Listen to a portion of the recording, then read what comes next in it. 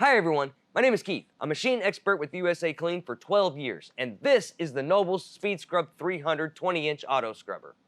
In this video series, I'm going to show you some general maintenance that you can do yourself to keep your machine running at peak performance and help minimize the cost and need of sending a service tech.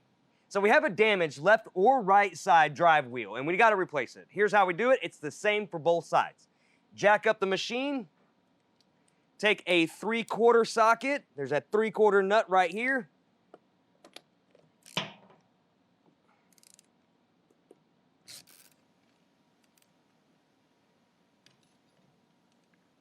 Remove the nut, and there's a washer in there too. Now just slide the drive wheel off, just like that.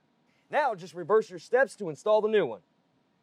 Line up the square key with the notch in the wheel.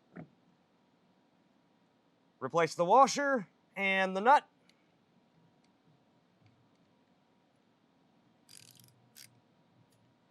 And tighten it back down.